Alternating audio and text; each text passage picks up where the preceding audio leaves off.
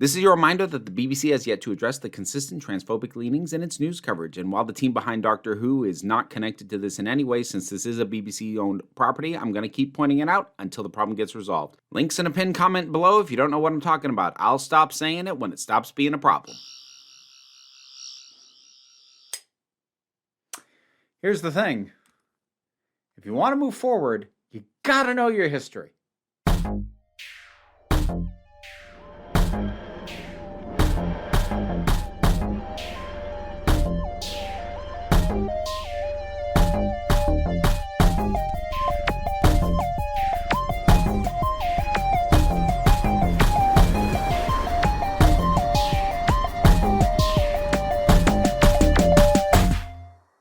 Hey there, folks. I feel like doing another Doctor Who list, and this one is going to be in two parts. I'm going to do a top 10 and a bottom 10, and I'm going to do it on Doctor Who historicals. About that. This is actually going to be a top 11 because I realized while I was editing, I completely forgot an episode that absolutely needs to be on this list. And I didn't feel like dropping any of the ones I'd already shot sections for, so have fun guessing which one I had to add in. I debated possibly doing it as the entire of all the modern era, because I still haven't seen all of Classic. I'm working on it. All the modern era historicals, except that there's anywhere from 36 to 41 of them, depending on what you feel counts as a historical. And that's a bit longer than I want to commit to a single video, at least right now. I'm trying to adjust my workload and get some stuff that I've been working on for ages finished, because some stuff's really been waiting to get finished. So instead we're doing this, which means that if everything goes as planned, next month you'll get the bottom 10. But for right now, let's talk about Doctor Who historicals, meaning an episode of Doctor Who set in the past. Now, as I said, how many historicals there are in the modern era kind of depends on what you feel counts. What I basically went by is kind of gut feeling. Like, there are episodes that only have certain parts take place in the past, like, say, Can You Hear Me? Or technically even Church on Ruby Road. But I didn't want to be that all-inclusive. So basically the metric I used was, you know what? If somebody saw this on a list of historicals, would they go, wait a minute, oh, right. Or would they just go, yeah, no.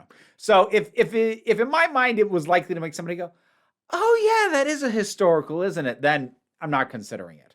And yes, that's a loosey-goosey metric. Welcome to the channel. Before we get into the list proper, it's probably worth noting I tend to not be the biggest fan of the historicals.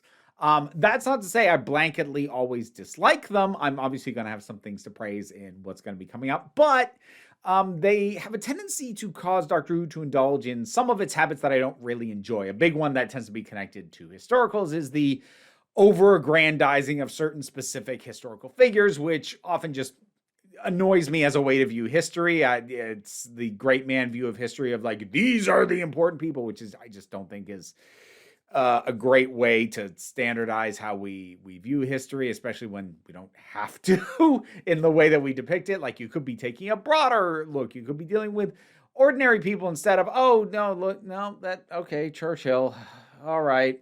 And it's usually over-aggrandizing and all this kind of stuff that bugs me. But that is probably not something that's going to be on too much display in this, because these are the ones I like. But it is worth caveating, this is not my favorite type of Doctor Who, not because I'm against historicals, but because the sorts of things that tend to come out of historicals lean into aspects of Doctor Who that can bug me. But with that understanding, which might help you come to a better grasp of why certain things did or didn't make this top 10 list, I don't know. We'll see, but let's get to it. Number 11. Robot of Sherwood. Oh boy, this I probably just lost a bunch of people immediately with that choice. Because the thing is, Robot of Sherwood is divisive. It is one of the campier episodes, to be frank about it. And I often don't like Doctor Who to be campy, but there's something about the rollicking adventure nature of doing a Robin Hood story, of having the Doctor himself be skeptical about how this could even be the case, because as far as the Doctor's concerned, Robin Hood's folklore. What are you even doing here? the balance of tone and setting, and also just kind of being a sucker for Robin Hood as a character and as an archetype. This kind of just hit me in a happy place, especially with the banter. This episode has some fantastic banter between the Doctor and Clara, the Doctor and Robin. It's just great. It's so fun. It is not a competition about who can die slower. It definitely would be me, though, wouldn't it? Historically accurate? Well, no, not really. Again, was Robin Hood even real? Good chance not. But I just have a lot of fun with this. And a bunch of people have already now clicked off, I'm sure, because this made my top 10. I just got to be honest. I like this one. Number 10. Hide. Now, this one I can a little bit more legitimately defend. Now, people might not always, I don't think it's necessarily a, oh yeah, level of historical, but I don't think the historical aspects are the first thing that people think of when they think of this episode, if they think of it at all. I feel like this is a bit of an underrated episode in general, and it's not as appreciated as it should be, but I really love the anachronistic nature of like ghost hunting and spiritualism and what might we find out about the other side for the era that it's set in, and sort of the nature of the characters, these amateur ghost hunters just trying to figure out what's what with the Doctor and Clara stumbling into this whole situation. It's atmospheric, and I think it captures not just, the concept of ghost hunting, but a very specific era and level of interest in that from the time period in which it's set. And I think it pulls it off really well. And I still like the tail end twist on this thing. Another thing that I think gets underappreciated. Number 9. Nicola Tesla's Night of Terror. This is one I didn't properly appreciate on first viewing.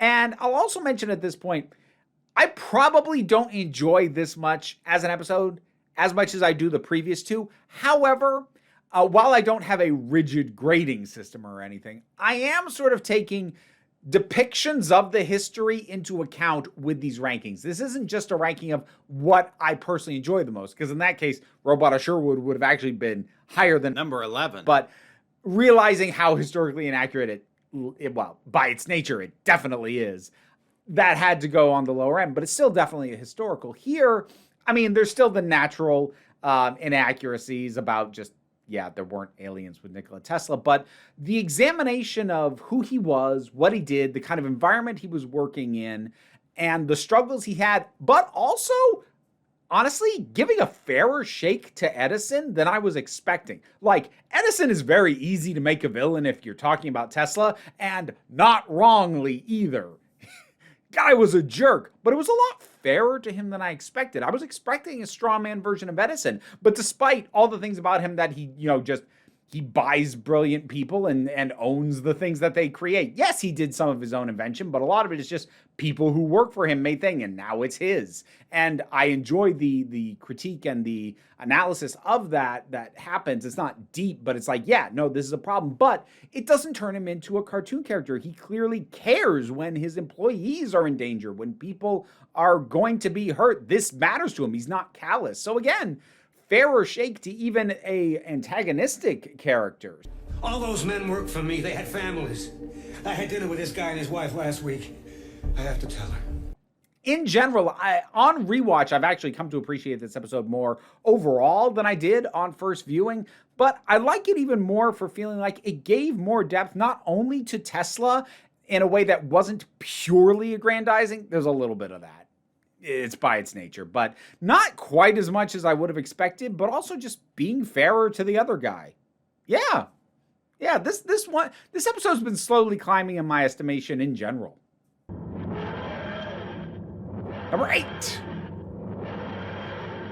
Cold War. This is another one that is buoyed by capturing the mood of a time, because by pure enjoyment, this still be on the list, but it would be lower than this. But the capturing of that tension, of that, look, we're trying to survive, you're trying to survive, but you could kill us and we could kill you, and if we don't figure this out, we're all gonna die. That's the Cold War. That's the Cold War in a nutshell. That horrible feeling of, if we try and be nice to you, are you just going to take advantage and wipe us out? That paranoia, that tension, it's baked into this episode and is very reflective of the time it is set in. And it's also got a fantastic supporting cast. David Warner, big bonus points right there. And I kind of like the Ice Warriors. Like, they're absurd and ridiculous, especially if you watch Classic. They're very easy to laugh at. But I do just kind of like them.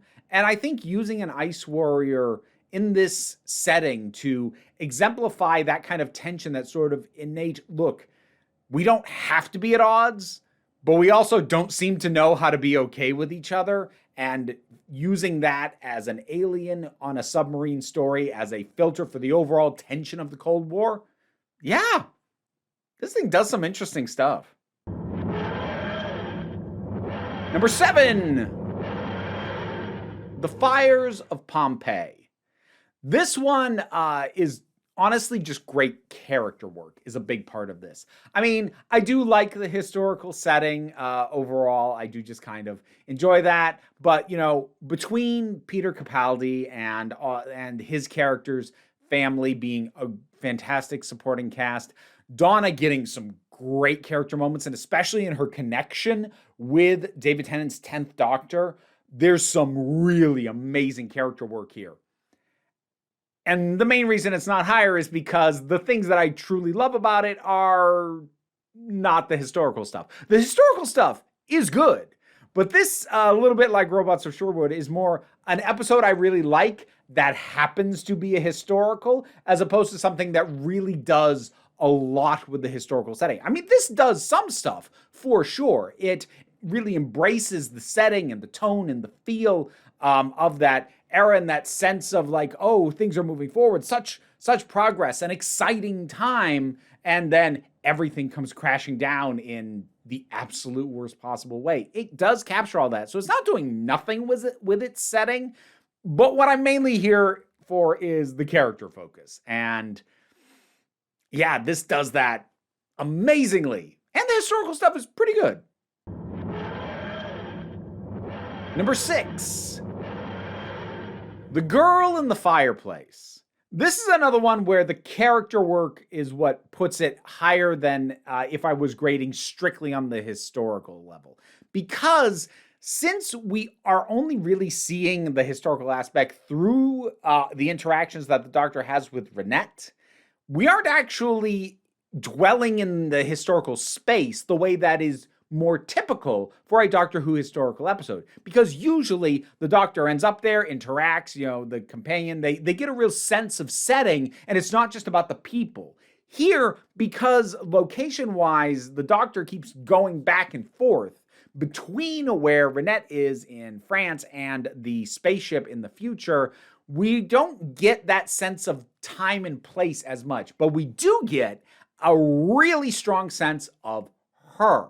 And we do get just fantastic character work, especially between the Doctor and her. But also, Rose and Mickey have some decent stuff as well. This is a fun episode. In many ways, while I do like it a fair bit, I don't always think of it. It doesn't always jump to the front of my mind when I think about Moffat episodes that I really enjoy. But every time I go back and rewatch, I'm like, yeah, this is good. That is good stuff. And it is. Number 5, Demons of the Punjab. Now we get back into something that gives a really strong, I feel, look at an event and a moment and a time and the people who had to live through it. This, I think, is one of the better episodes, well, actually probably one of the best episodes of the Jodie Whittaker, Chris Chibnall era of Doctor Who. And speaking as someone who was raised in the US, I did not know nearly as much about the partition of India as I honestly should. And I appreciate when Doctor Who gives an examination of aspects of history that I am less likely to be aware of, and especially when they don't feel like window dressing, when it feels like an actual examination of that, not just a way to drop a bunch of Wikipedia level historical information on me, which some of the Chibnall era historicals really felt like. But this one, this is focused on the people, and it's dealing with a real life horrible thing that happened, but focusing on individuals who feel well developed and feel very genuine and very of the time and place.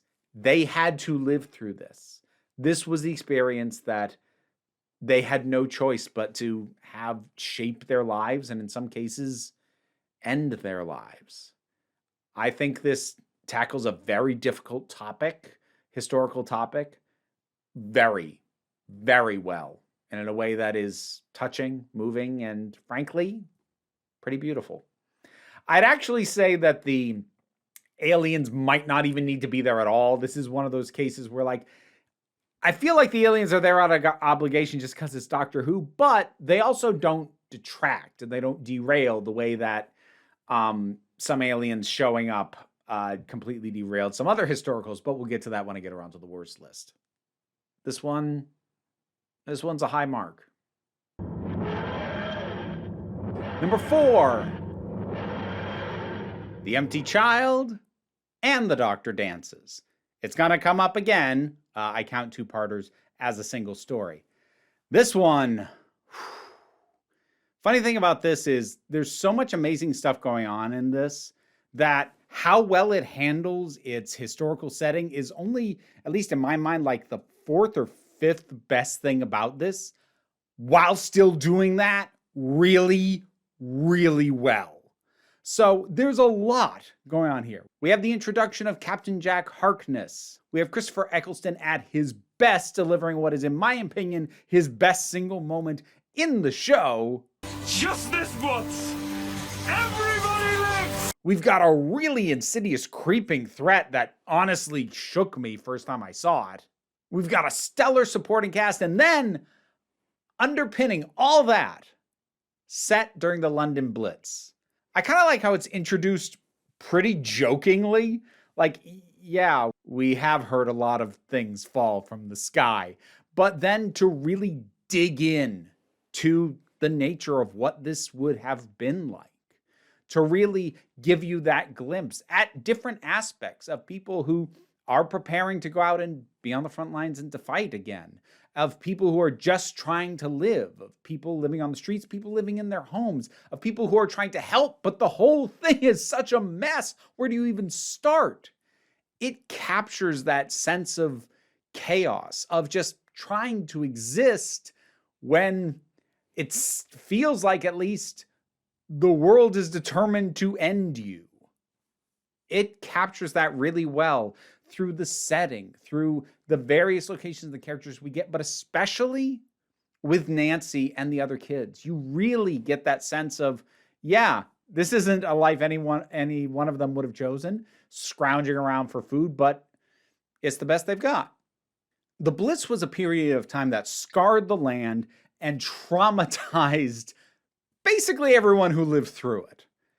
And the sense of that is not diminished by the fact that there's a gas mask wearing child wandering around converting other people to be like him. Somehow, that does not take away from the overall sensation you get of time and place that this episode brings. Like, there's a lot of reasons to admire this episode. And as I said, I kind of rank a number of the other things a bit higher than its historical aspects, but it's still really good as a historical. And if I was rating it purely on favorites, it would be higher, but I am trying to factor in the historical aspects specifically and give that more weight than I might have if I was ranking purely by my own enjoyment. But dang, this is good. Number 3. And now, but before I say what this one is, I really wanted to put this higher, because this episode, I think, is deeply underappreciated, deeply underrated, and every time I rewatch it, it just gets better. This episode is so good, and not enough people rate it nearly as highly as they should. Thin Ice.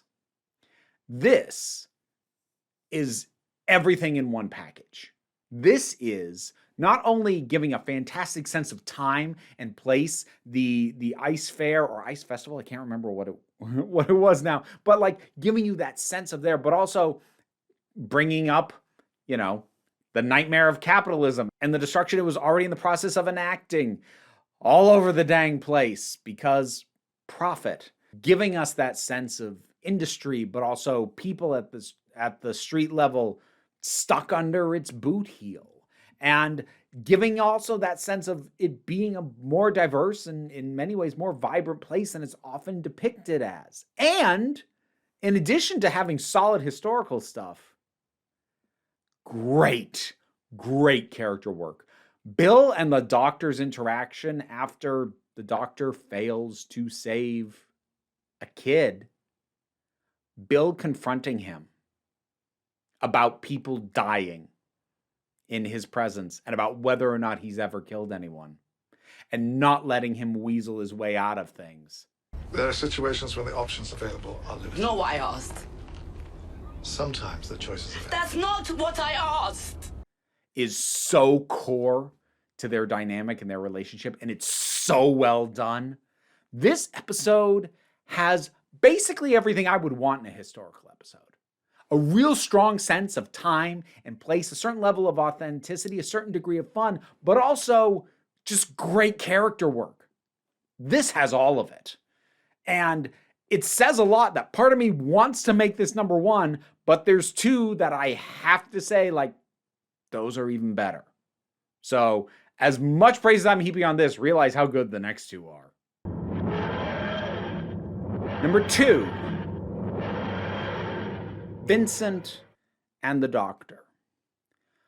One of those ones that zeroes in on a specific character. It's much less about the time and the place, but it's about a specific historical figure where it actually works for me. Because it's not about aggrandizing him. It's not about framing him as the greatest this or the most magnificent that. It's about showing the pain of his human experience. Because Vincent van Gogh was a person who lived with a lot of pain. And a lot of it he couldn't help. And this is, I think, a gorgeous examination of depression, of grief,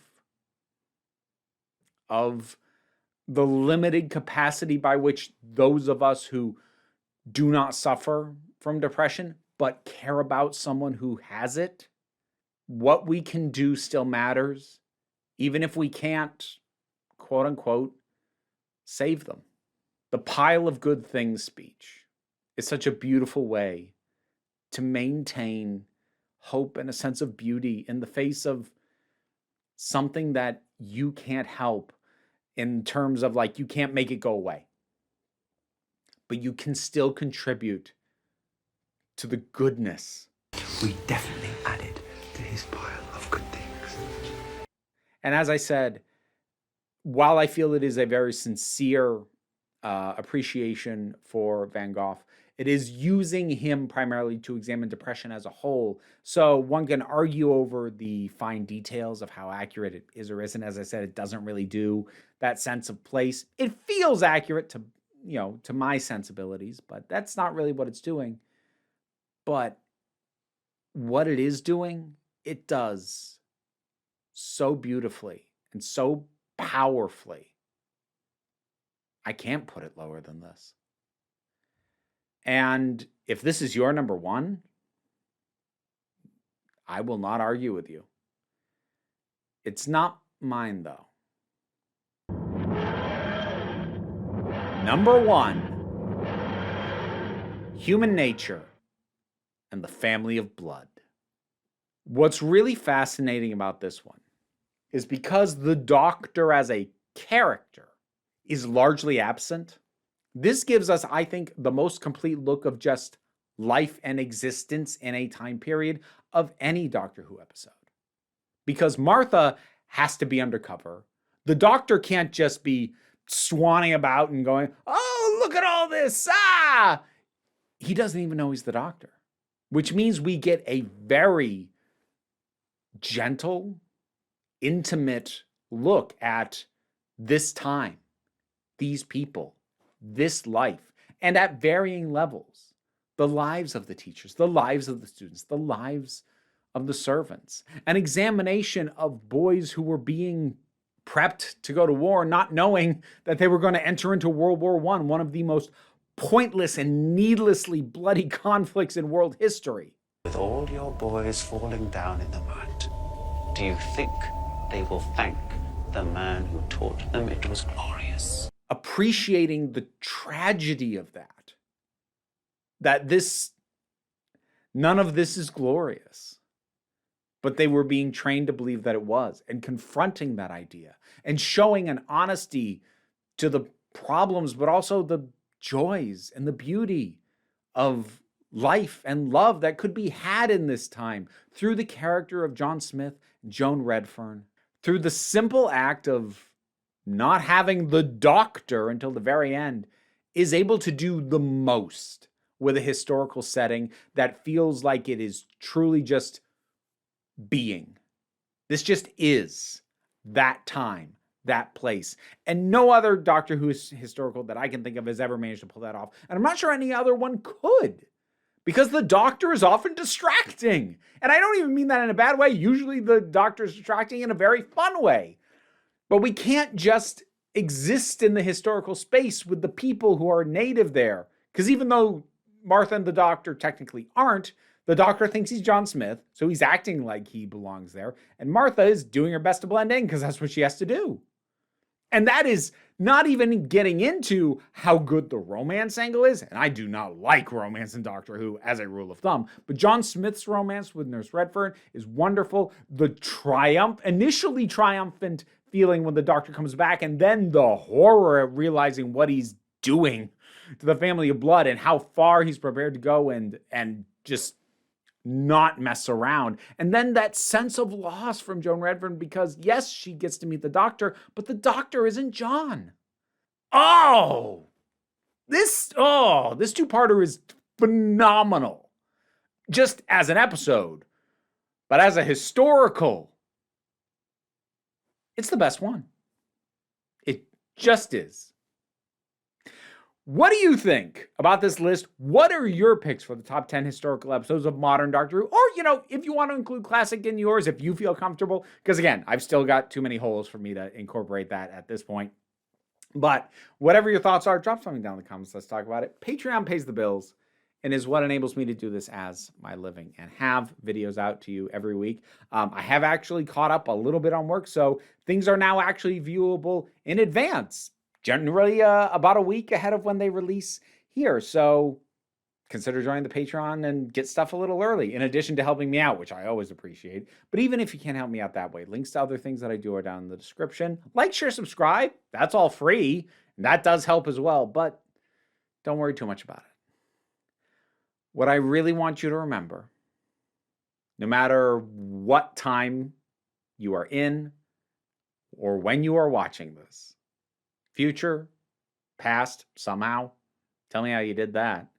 What I need you to know is you are beautiful, you are valid, you are loved. You are the council, and I am just running the meetings. And until next time, this council is adjourned.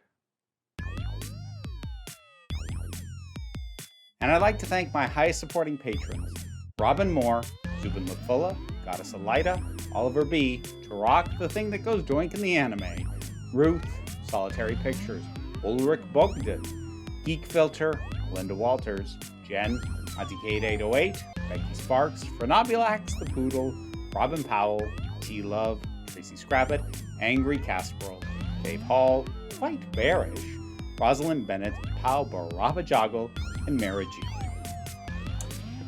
Yes, we do have new rats in the house.